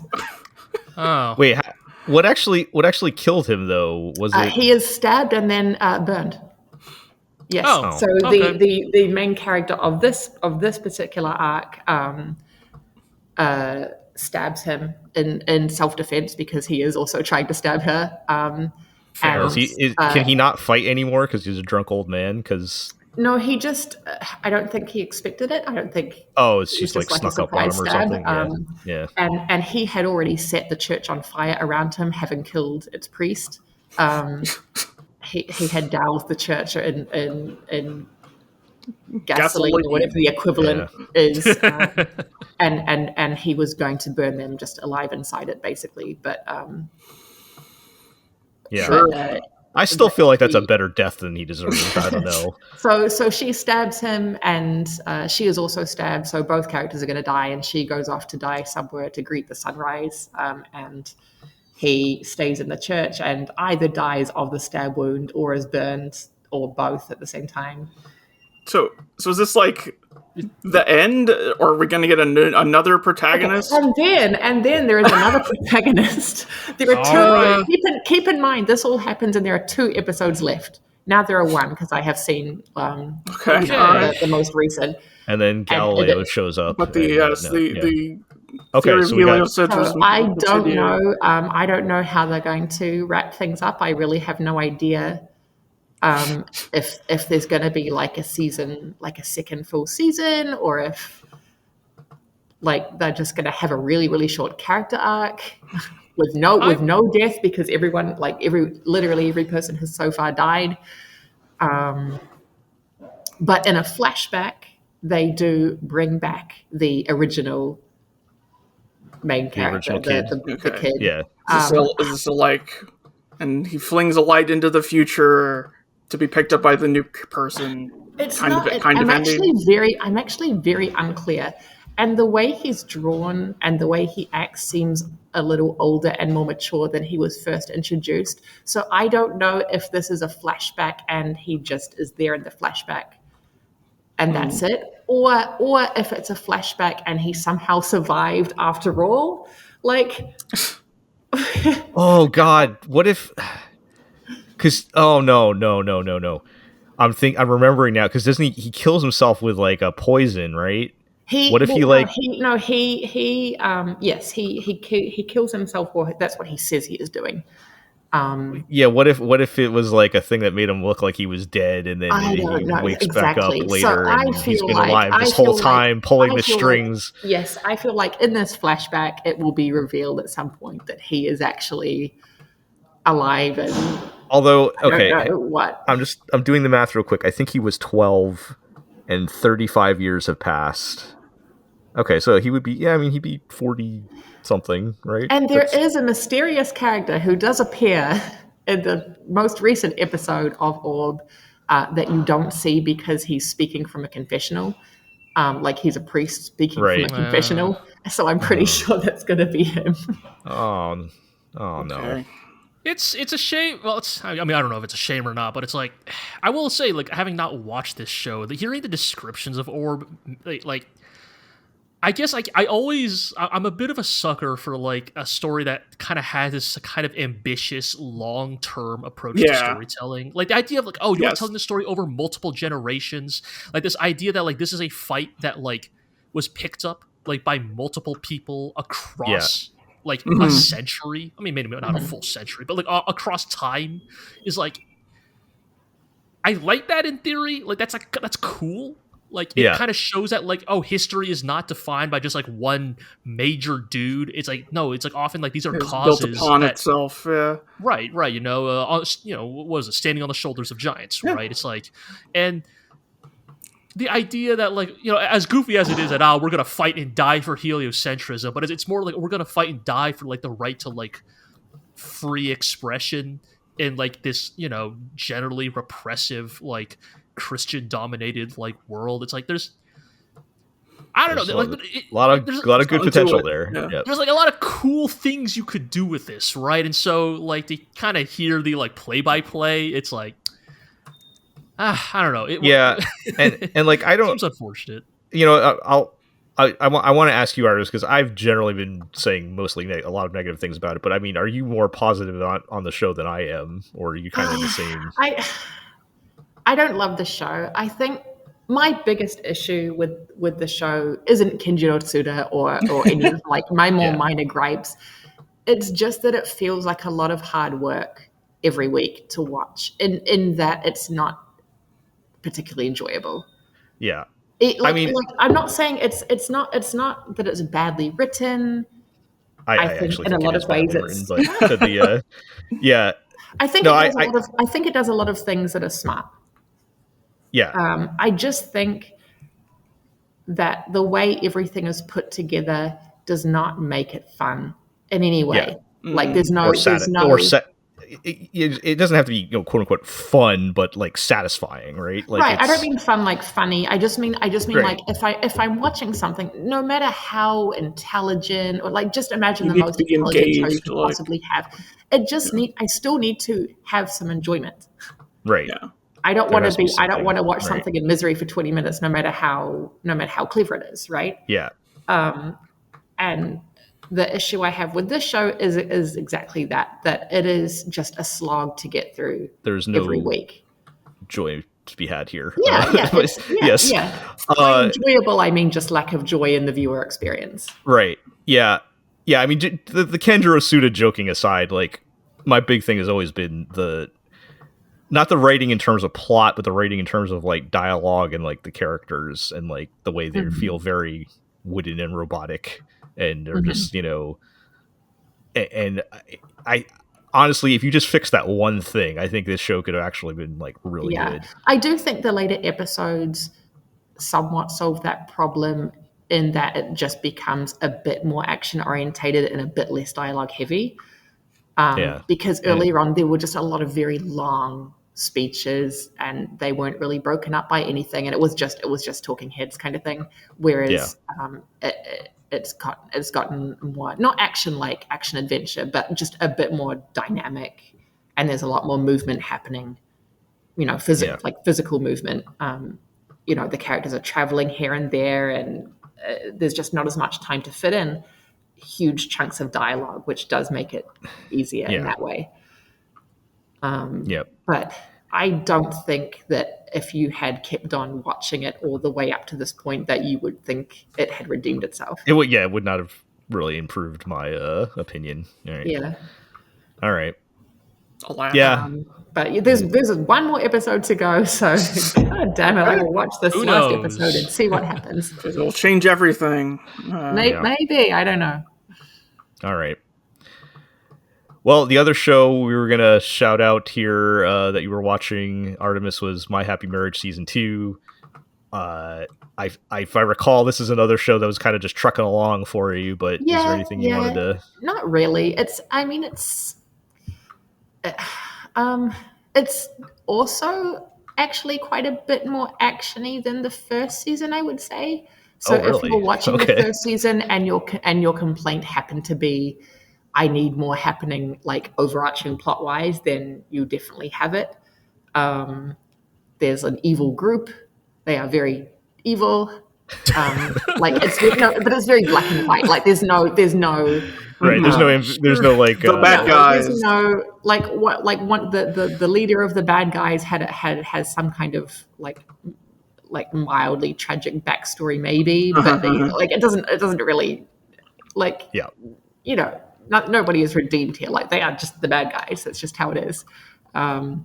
So that is kind of driving really the story at this point, and people are getting into big magical fights, and it's there's magic in this show. I couldn't remember that. This is a fantasy show, so it's a historical fantasy. Yeah, pseudo. I don't remember there being fantasy. magic for some reason. It's just like Taisho magic, right? Okay. Yeah. Well, I think the first season largely kind of relegated it to maybe one or two scenes halfway through, but mostly just this character can see the future. Yeah, I mean, I only watched the first 2 episodes, but yeah. Yeah. Okay. It's very and it very much leans into more of its fantasy aspects in season 2. Okay. Yeah. That's cool. So if that interests you, sure. But I don't really imagine that anyone watching this still at this point, like their thought of season 1 was, it's too boring. Like, I wish there were more magic fights. Yeah, you know what? The show needs more magic fights. I'm sure that anyone who thought it was too boring has not continued with season 2 because it does start out also like relatively slow. So I think anyone watching this at this point has to be a fan of one way or another. The whole package, yeah. Yeah. Okay. I don't think it's really gone uphill or downhill. It's just kind of it is trucking along. So while there is a lot happening plot wise, I don't really have much to say about the show overall because it's still fine. It's good. I'm enjoying it. Yeah. Okay. Cool. I'm glad you have something, Artemis. Yes. Thank you. Yeah. So. Okay. Well, we still have a little time left here. So I don't know if you guys want to talk about some more backlog. We've been talking about the past couple of episodes with Ghost in the Shell, and are we going to have we been corrected enough to say that it should be all right, look. Planetes, right? Planetes. Yes. Okay, yes. Technically it should be Planetes. But old habits die hard. What am I going to call him Shimon and Gatsu? Like, get out of here! All right, like. What was it? Beastar? What is Beastars? The official translation? Legoshi. Legoshi. But anyways, I mean, yeah. So I guess we don't have to get too deep into it because we are kind of actually at the.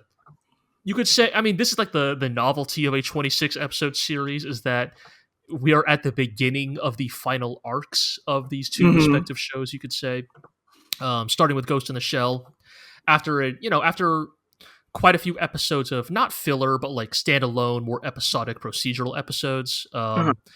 The standalone complex has kind of come back around, and we are refocusing on the hunt for the Laughing Man, who just as a quick recap is a cyber terrorist who is able to mask his identity and is seemingly was using or mask his identity both digitally and even physically because of the augmented reality nature of the Ghost in the Shell setting. Is basically an invisible man in right, because we talked about it. Yeah, we talked about it last time. How everybody has implants and you can manipulate that, right? Yep. And is seemingly using these powers to try to expose some kind of medical conspiracy. Right. In hindsight, I don't think we even brought it up last week, but it's like in hindsight, it's like this, like the iconic image of the Laughing Man incident being a hooded man whose face we cannot see pointing a gun at a medical insurance executive. Wow, you know, truth is stranger than fiction. Oh man. Anyway, well, unfortunately, we're in the worst cyberpunk timeline where you you will be picked up by a camera. But sadly, unfortunately, Luigi did not have the Laughing Man on his side. But anyways, so they are going after the Laughing Man, and kind of the natural escalation of this, right, is like, okay, like, because Section 9, I mean, look, they are cops, right? Functionally, they are cops. Like, there's no way around it. You are rooting for cops if you are watching Ghost in the Shell.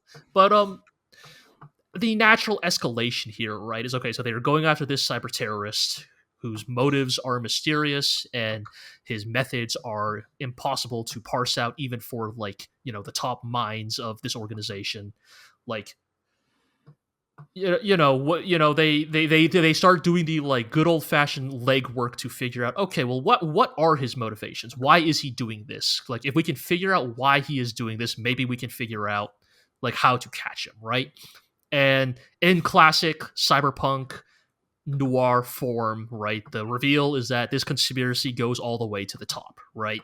That you know, the medical company that the Laughing Man targeted was responsible for creating someone involved or suppressing a newly discovered drug that would have, like, cured cyber sclerosis, which is this universe's version of cybernetic implant rejection, right? Like many cyberpunk stories do, right? Where it's like, to have cybernetic implants, you need some form of, like, medical treatment to, like, prevent your body from, like, rejecting the implants, right?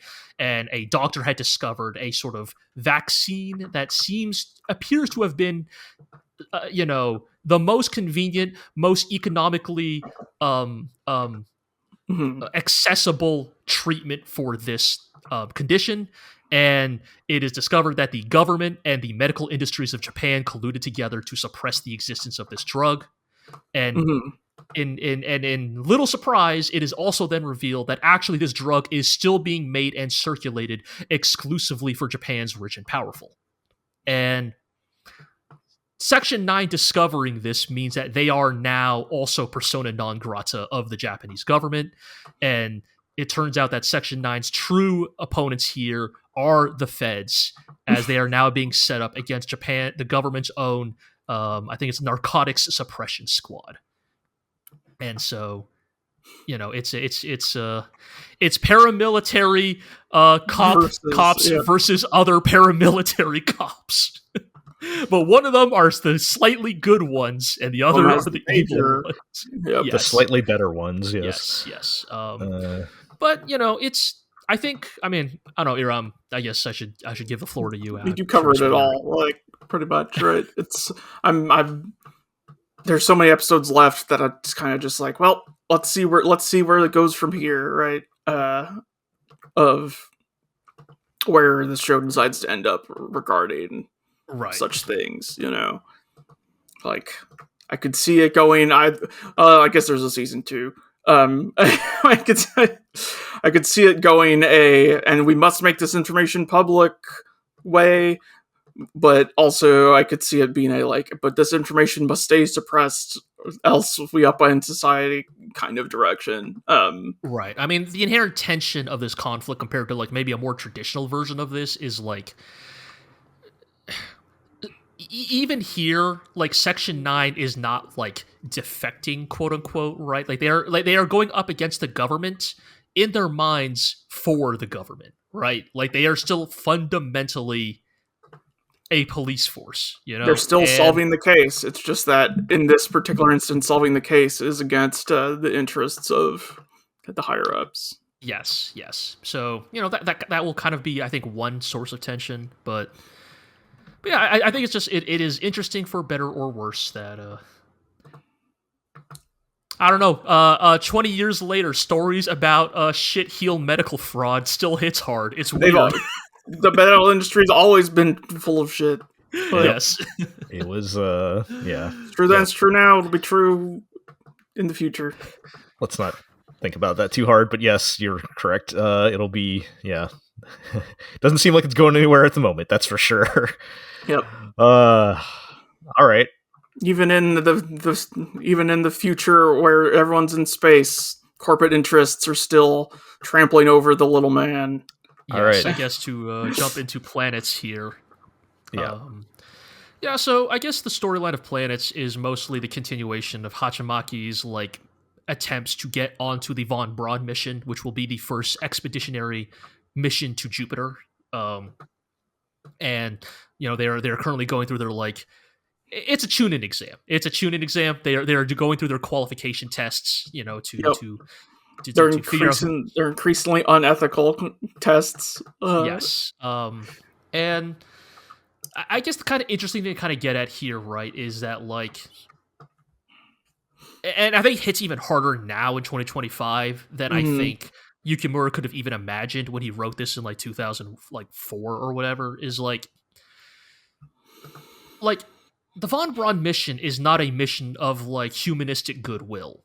They explicitly state the Von Braun mission is to ensure that like humanity's further expansion will have the resources it needs to further expand. We need this the is helium from Jupiter. Yes, this is explicitly a mission of capital, right? Like, for all the talks of like, to go where mankind has never ventured, this is explicitly a corporate, private industry-funded endeavor, right? Like, this is SpaceX taken to the next level, right? Like, these are corporations who are hoping to get first claim at the vast resources that the universe has to offer if they can just get the people there. And how that is reflected in the ways they are selecting people, the way they are running their tests, which, as Ira alluded to, are becoming increasingly unethical, right? The test this time in this episode is Hachamaki must do the sort of classic like isolation chamber test where he is like stuck with like 4 other people in like a pod for like 10 days to test their like mental, fortitude in situations like this. And wouldn't you know it, on the last day, the oxygen in the room, like the oxygen filter in the room breaks, and they are rapidly running out of oxygen. They will not have enough oxygen to last the remainder of the test. And the rules of the test are if a single person leaves the room, the entire group fails, right? And so they need to figure out a way to either fix this, conserve their oxygen, or, whatever, right? Like, maintain their cool and find a solution. And, obviously you're watching this in the moment, you go like, yeah, okay, there's like clearly like a test to like determine their ability to like maintain cool under pressure. And then you find out at the end, no, they actually turned off their oxygen. Like, they actually on purpose. On purpose. Like, they actually like, these people would have actually died if they stayed in that room and had not figured out a solution. And there's it's again, Yukimura was not aware of these concepts when he wrote this, but like it is sort of a stark reminder of like the very like tech bro idea, right? What is that phrase they often use of like move fast and break things? Like something like this, that. This idea that we can forego our humanity. Yeah, we're disruptors, right? That we can forego basic humanity and ethics in the name of a higher ideal. And like, at least here, it is still like a legitimate mission to Jupiter, but like you are reminded of the people who use that mantra to justify like, I don't know, an app that harvests your information, or but we're gonna treat this like we're pioneering the future of humanity. Right. We're just once we work out the kinks, think of the potential. Right, exactly. Except in real life, these people are making like the most insipid like Pinterest knockoff or something. Yeah. We're I suppose at least here the Von Braun mission is real. It's not just a money laundering scheme. But like, I'm sorry, I don't want to sidetrack, but I was just thinking of that. Did you guys see that was like the juice machine that was just squeezing a juice row? Yeah, exactly. Right. That's exactly like what we're talking about, right? It's like people like that, right? who like talk like fucking JRPG villains, and then they're just making like a worse juicing machine. Right. But I think grift, yeah. whether Yukimura intends it or not, there are shades of that here in Planets, right? Like, here are people willing to die to essentially become helium miners in Jupiter. Right. You know, for a CEO who will never step foot, even, you know, will never come close to Jupiter in their lifetime, right? They will just harvest the profits that come from it. Yep. And because they buy into the propaganda, I guess, of right, because they buy into the ideal, right? Yeah. That there is something worth, that the work is worth doing. And there's some like truth to it. Like, maybe the work is worth doing. Maybe on some level it was worth it to go to the moon. It was worth it to go to space. Who can say? You know, like, I've become increasingly cynical about these sorts of things, but like, you know, there's still that kid in me who loves like the collective human effort it took to put a man on the moon. And it kind of explores that, like, the Planets explores that, on one hand, this is like a cold-hearted capitalist mission, but on the other hand, these are men and women with dreams, and it is still compelling to watch somebody fight and potentially die for their dream. And that is kind of where Planets is at now. We have come very far since the days of humble space garbage men. Your feelings on that shift, I mean, you know, I understand it. But I don't know if I mean, I understand that, like, you can't necessarily maintain an entire show off like episodic. We're doing our weird job, and so that is what it is. But I think we talked about this, not on tape, but it's like, I'm still not quite sure where I'm not sure where the show will land, right? And how much of like what's happening is meant to be aspirational or not aspirational, right? And the answer might just be it's complicated, and human wants are complicated. I think that is, like, yes. If you think about like this. Right. I'm watching this after Vinland Saga, right? Right. So, I guess what I would say is, like, you can sort of begin to see in this plot line here how this is the guy who goes on to write Vinland Saga. Like, you see how this is a writer who kind of grows writing Planets and becomes like increasingly like concerned with like the human condition. Yeah. So I mean, I guess we'll see over time. Over the next 4 to 6 weeks. Yes. Yeah. Okay. Well, I think that's going to do it then for this episode. Next episode will be the season preview, so we'll talk about Gundam again. Talk about Gundam again. So stay tuned for that, everybody. Otherwise, let's wrap things up with our usual housekeeping here. You can check us out at theglorioblog.com. You can subscribe to the podcast. Oh, I forgot Blue Sky. Follow us on Blue Sky at GlorioBlog. You can subscribe to the podcast on Apple Podcasts, Spotify, Amazon Music, Podbean, Stitcher, and of course YouTube, where you can like, comment, subscribe, ring that notification bell. You know, tell us, your thoughts on any of these shows. Did you see the Gundam movie? What did you think? Those kinds of things. Tell your friends. Tell your enemies. And we'll catch everybody next time.